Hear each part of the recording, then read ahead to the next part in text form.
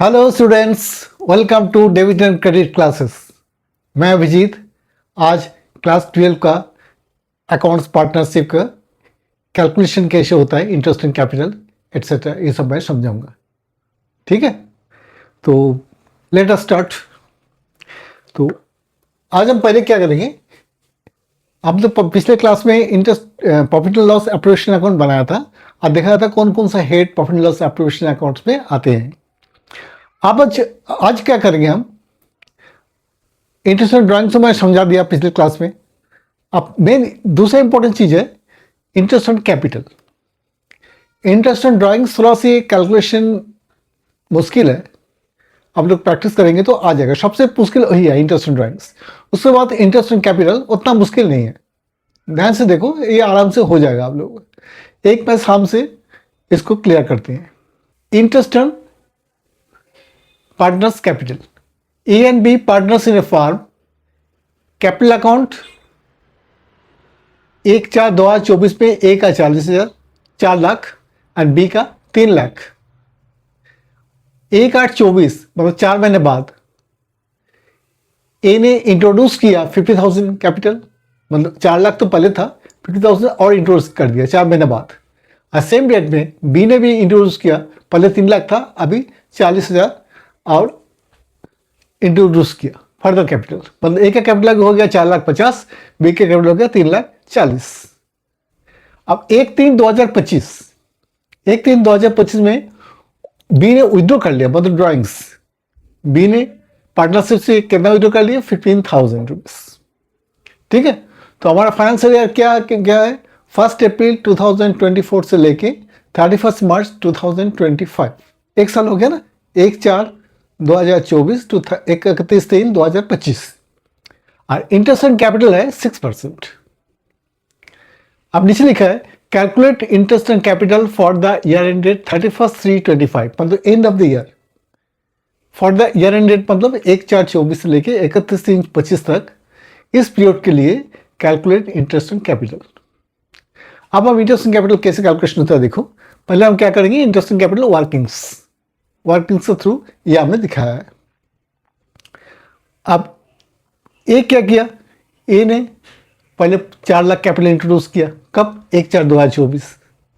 ठीक है, कितना देर के लिए था, देखो उन्हें फर्दर कैपिटल इंट्रोड्यूस कर दिया 1/8 को, मतलब 1/4 से लेके 31/7 तक उनका कैपिटल 4 लाख था।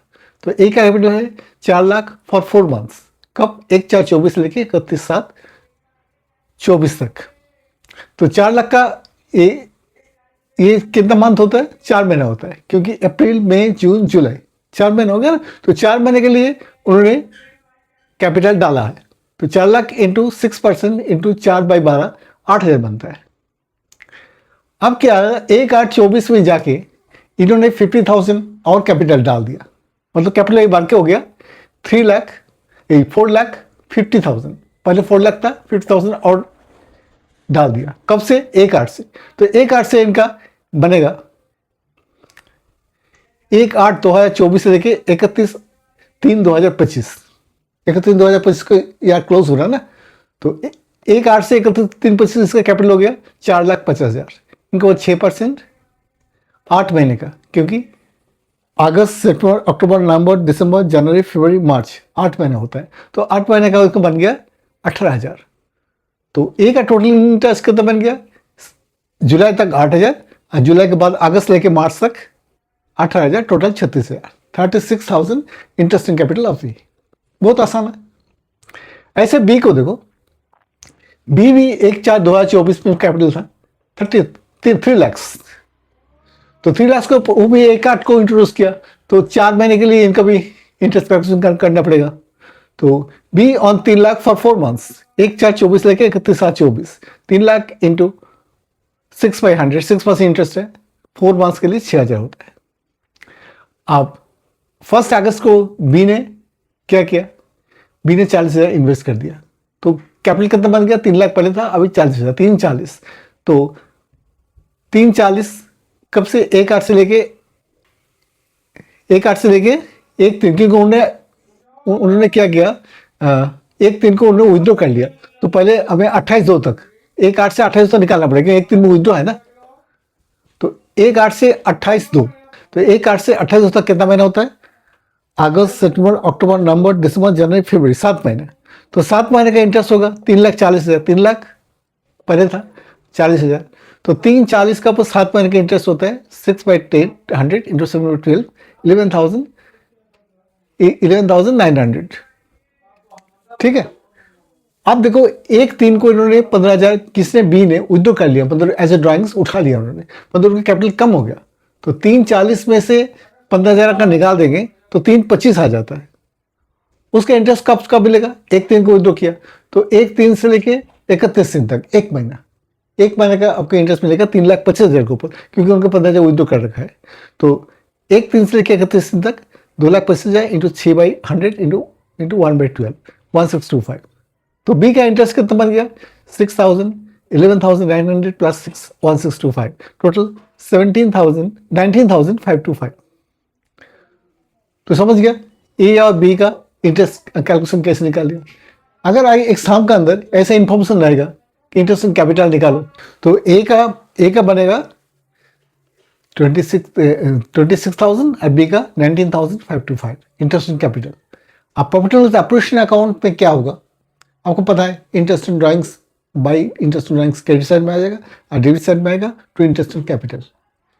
इंटरेस्ट इन ड्राइंग्स निकालने का तरीका मैंने बता दिया, ऐसे निकाल लेंगे।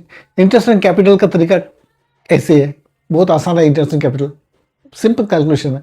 तो मतलब पहले तो जितना कैपिटल इंट्रोड्यूस किया, अब फर्दर कम इंट्रोड्यूस किया, जब फर्दर इंट्रोड्यूस से पहले तक निकाल लेंगे पहले इंटरेस्ट, फिर जब फर्दर इंट्रोड्यूस हो गया कैपिटल बढ़ जाएगा, तो बढ़ा के फिर 31 मार्च तक, 30 मार्च में यार क्लोजिंग होता है ना, तो वहाँ तक निकाल देंगे। अगर विड्रॉ है तो पहले माइनस हो जाएगा, तो शुरू से जिस दिन विड्रॉ है उस दिन तक इंटरेस्ट कैलकुलेशन कर लेंगे। विड्रॉ होने के बाद कैपिटल कम हो जाएगा तो उसके ऊपर ऑटोमेटिकली इंटरेस्ट कम हो जाएगा।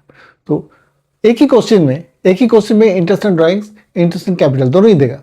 तो वो अलग अलग कैलकुलेशन करके, वर्किंग्स करके और निकाल के हमने फिर इसको ऐसे राप में वर्किंग्स करेंगे, कैलकुलेशन करके फिर वहाँ पुट कर देंगे। हमें 2 अकाउंट करना है, profit and loss appropriation account और partners capital account.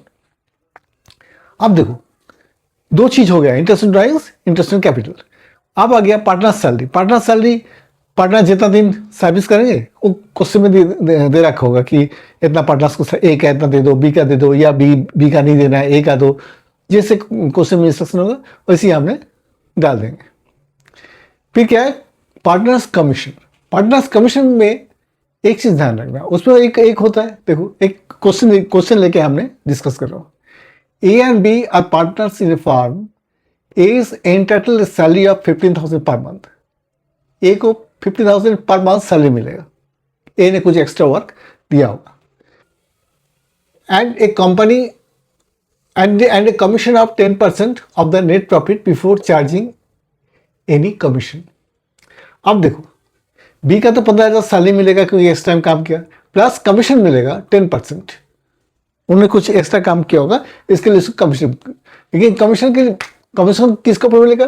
10% of the net profit before charging. ये चीज ध्यान रखना, बिफोर चार्जिंग एनी कमीशन, मतलब कमीशन चार्ज करने का पहले जो नेट प्रॉफिट है उसके ऊपर 10% इसका मिलेगा। बी का सैलरी नहीं मिलेगा, B is entitled to a commission of 10% of the net profit. B का भी 10% ऑफ द नेट प्रॉफिट मिलेगा, लेकिन ये है after charging his commission. Net profit for the year ended 31 मार्च 4,40,000। तो हमारा फाइनेंशियल ईयर कब है? 1 अप्रैल 2024 से लेके 31 मार्च 2025, एक साल।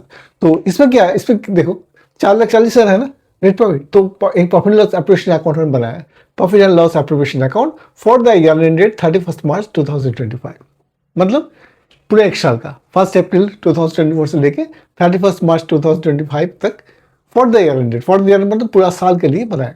किस दिन बनाया? 31 मार्च। पहले तो by profit and loss account सीधा आ जाएगा 4,40,000 पूरा साल का है। 31 से 25 को ये फिगर था, तो ये नेट प्रॉफिट है, प्रॉफिट एंड लॉस अकाउंट से है। तो by profit and loss account 4,40,000 is the net profit.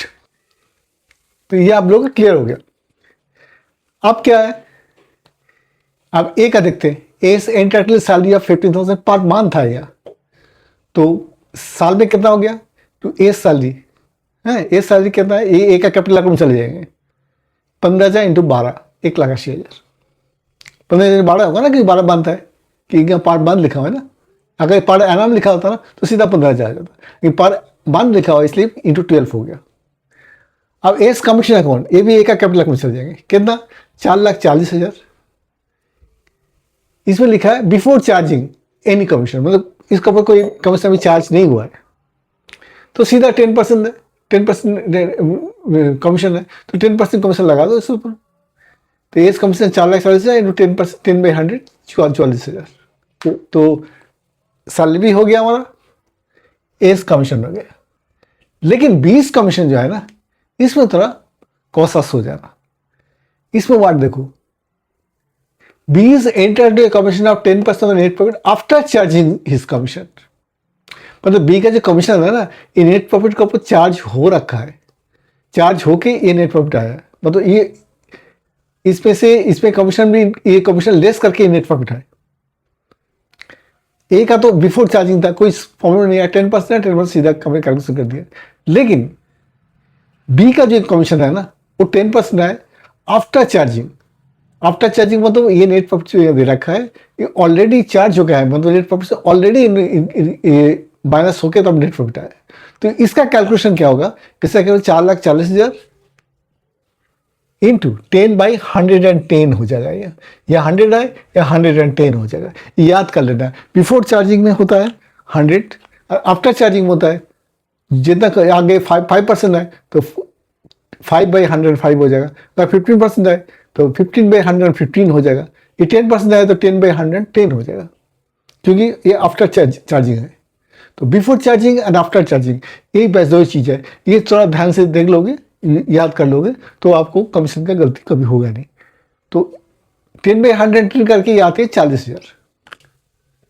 तो नेट प्रॉफिट है 4,40,000, ड्राइंग्स कुछ है नहीं, 440, इसमें एस सैलरी रहता है, एस कमीशन रहता है, 20 कमीशन रहता है। अब डिविजिबल प्रॉफिट जो है वो पार्टनरशिप डीड में कुछ लिखा नहीं है, तो हम मान लिया कि इक्वली बांट देंगे, तो इक्वली बांट दिए 88,000 88,000। तो ये कहाँ चला जाएगा, transfer to partners capital account. Partners capital account में ये चले जाएंगे, ठीक है। पार्टनर्स कैपिटल अकाउंट जो भी कैपिटल होगा उसका साथ इंटरेस्टिंग, एक ए में एक दोनों कलम बना लेगा ना, ए एंड बी, तो ए का सैलरी चला जाएगा, बी का कमीशन चला जाएगा, और फिर ए का कमीशन, बी का कमीशन, फिर डिविजिबल प्रॉफिट जो है दोनों में बांट देंगे। पिछले दिन हमने करा के दिखा था, एक कैपिटल अकाउंट बनाया था ना, पार्टनर्स कैपिटल अकाउंट। तो ये हो गया आपका profit and loss operation account. और प्रॉफिट लॉस ऑपरेशन अकाउंट में एक चीज और है आपको, सैक्रिफाइसिंग रेशियो। ये चीज भी आपको थोड़ा ध्यान से देखना पड़ेगा, क्वेश्चन में आ सकता है। सैक्रिफाइसिंग रेशियो, सैक्रिफाइसिंग रेशियो मतलब होता है old ratio minus new ratio. कैसे होता है, जैसे क्या है, आप अब मान लो कि पार्टनरशिप डीड में कुछ लिखा नहीं है, तो प्रॉफिट पहले इक्वली बांटते हैं 1:1, ए एंड बी दो पार्टनर है, तो प्रॉफिट आप पार्टनरशिप डीड में कुछ लिखा नहीं है इसलिए हम इक्वली बांट देते। तो ओल्ड रेशियो इसका हो गया 1:1, 1:1। लेकिन न्यू जो है ना, अभी उन्होंने चेंज किया, उन्होंने बोला बीच में उन्होंने चेंज कर दिया कि नहीं भाई, अगला साल से हम जैसे 1 अप्रैल 2025 से हमने ये रेशियो बांटेंगे 2:1। तो चेंज हो गया ना, पहले 1:1 था, अभी हो गया 2:1। तो इसमें क्या है, एक को तो देखो अगर दोनों को बराबर मिल रहा था, अगर रेशियो चेंज होता है तो इसको एक को ज़्यादा मिलेगा, एक को कम मिलेगा, तो कोई सैक्रिफाइस करेगा, कोई गेन करेगा। तो जो सैक्रिफाइस करेगा उसके लिए बोलते हैं सैक्रिफाइसिंग रेशियो। इसका फॉर्मूला होता है old ratio minus new ratio. और दूसरा होता है गेनिंग रेशियो, मतलब अब मैंने पहले बोला कि एक अगर सैक्रिफाइस करेगा तो दूसरा गेन करेगा, तो गेनिंग रेशियो का फॉर्मूला है new ratio minus old ratio.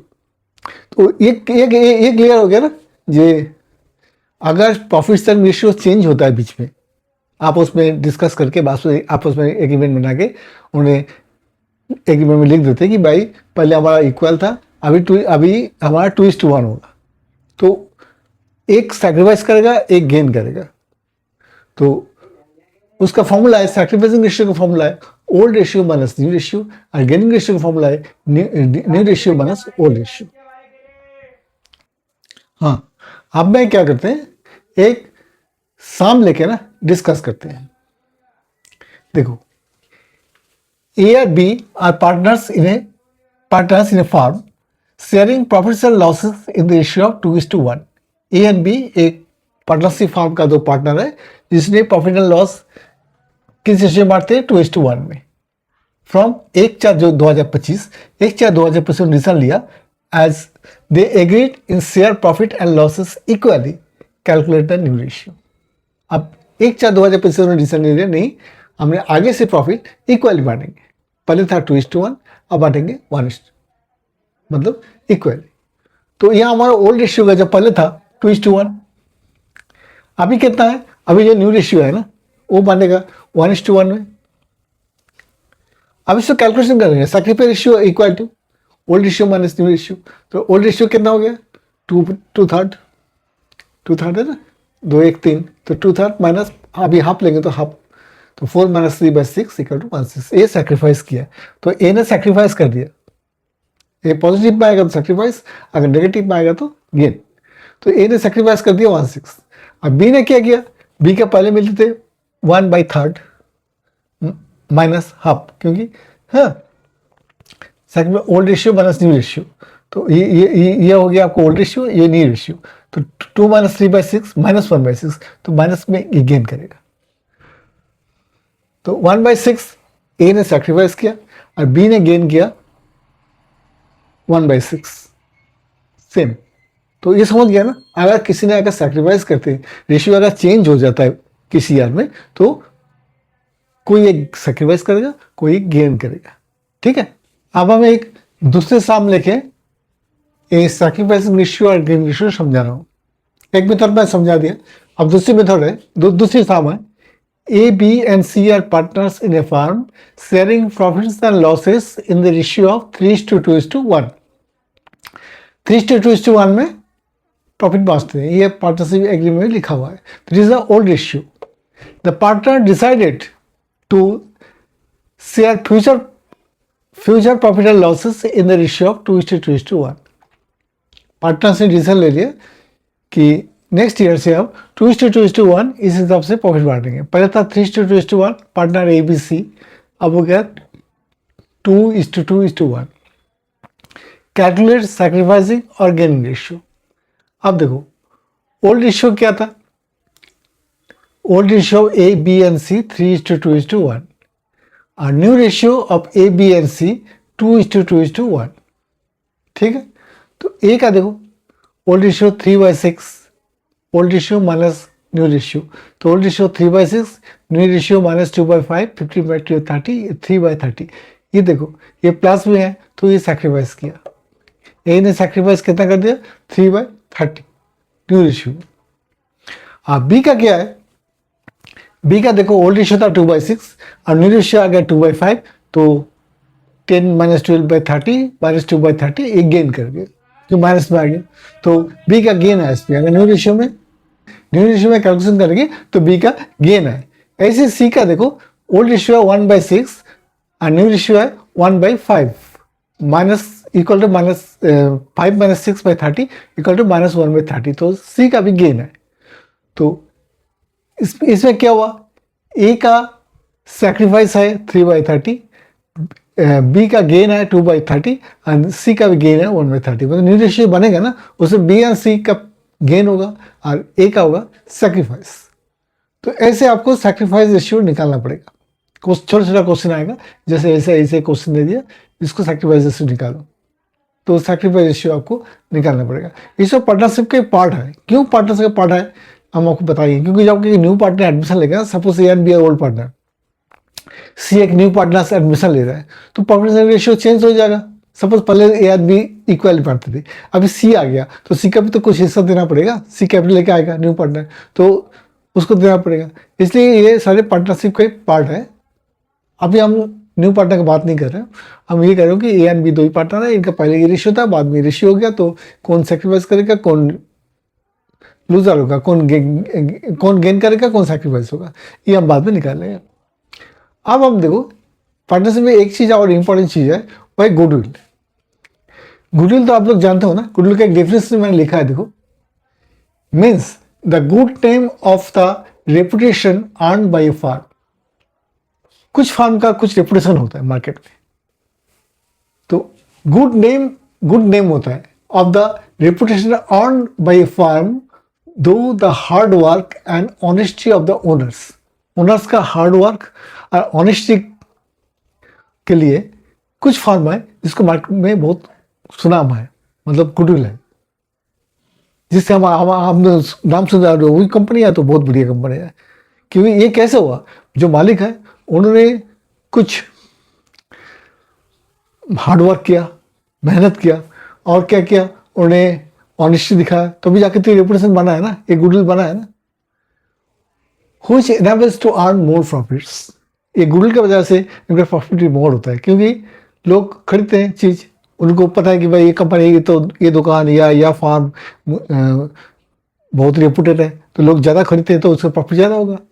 तो अगर ये कोई नया पार्टनर को अपॉइंटमेंट करेंगे, सपोज ए एंड बी दो पार्टनर है, अब वो सी को अपॉइंटमेंट करने जा रहा है, सी न्यू पार्टनर एडमिशन ले रहे हैं, तो सी को तो बोलेंगे भाई हमारा तुम तो अपना कैपिटल लेके आओगे, प्रॉफिट शेयरिंग रेशियो तुम्हें मिलेगा, लेकिन हमारा जो गुडविल है, हमारा इतना रेपुटेड कंपनी है, हमारा मेहनत और रेपुटेशन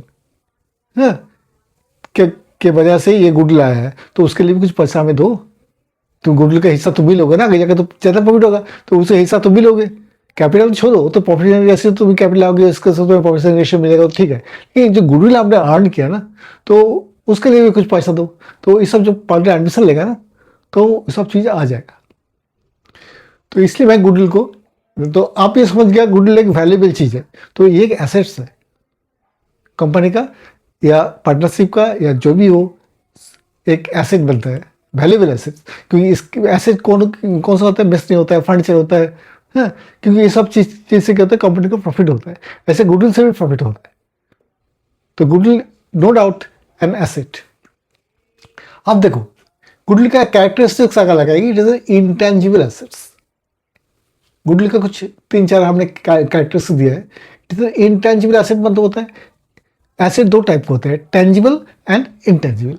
टेंजिबल कौन सा होता है, जिसको हम छू सकते हैं, टच कर सकते हैं, जैसे क्या है, फर्नीचर है, अलमीरा है, मशीनरी है, बिल्डिंग है, कैश है, ये सब हो गया टेंजिबल एसेट्स। और इंटेंजिबल एसेट्स होता है जिसको हम छू भी नहीं सकते, टच भी नहीं सकते, कर नहीं सकते, लेकिन वो कंपनी का एसेट है जिससे हमें फ्यूचर में ज़्यादा प्रॉफिट मिलेगा और कंपनी का वो एक रेपुटेशन।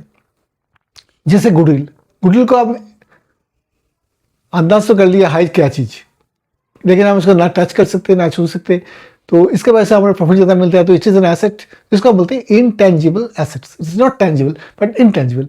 ऐसे गुडविल है, ऐसे कॉपीराइट है, पेटेंट है, प्रीपेड एक्सपेंसेस है, बैंक ओवरड्राफ्ट है, ये सब चीज़ को बोलते हैं, इसमें एसेट्स है।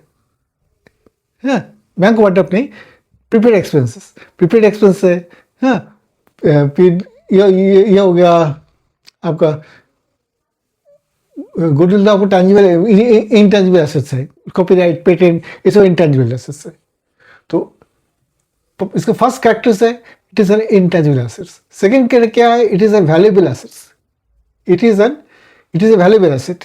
तो वैल्यूएबल तो है ही, वैल्यूएबल इसलिए है कि भाई बाद में हमें बहुत ज़्यादा प्रॉफिट मिलेगा एक गुडविल की वजह से। Number 3, it is helpful to earning more profits. तो जानती हो मोर प्रॉफिट्स अर्न करने के लिए गुडविल बहुत हेल्पफुल होता है।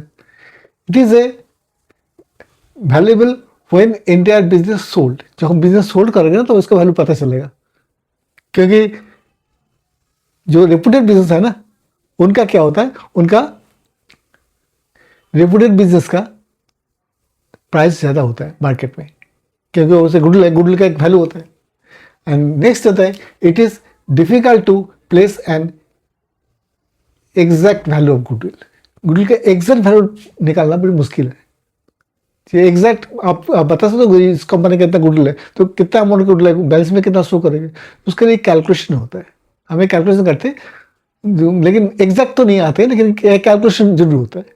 उस कैलकुलेशन बोलते हैं methods of valuation of goodwill. इसका 3 मेथड है, average method, super method and capitalisation method. ये 3 मेथड कंसिडर करके हम गुडविल का वैल्यूएशन करते हैं।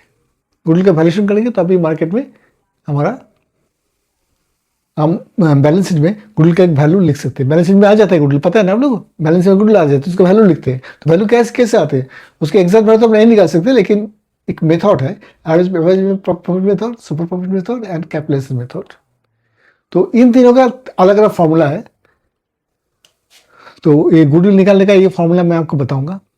इसका आगे हम आपको बताऊंगा एडमिशन में पार्टनर, अगर कोई पार्टनर एडमिशन लेते हैं पार्टनरशिप में, तो उसके लिए हमारा रेशियो भी चेंज हो जाएगा, सैक्रिफाइसिंग चेंज हो जाएगा, गुडविल का वैल्यूएशन करना पड़ेगा अगर गुडविल है तो, क्योंकि गुडविल का हिस्सा उनको भी लेके आना पड़ेगा न्यू पार्टनर को।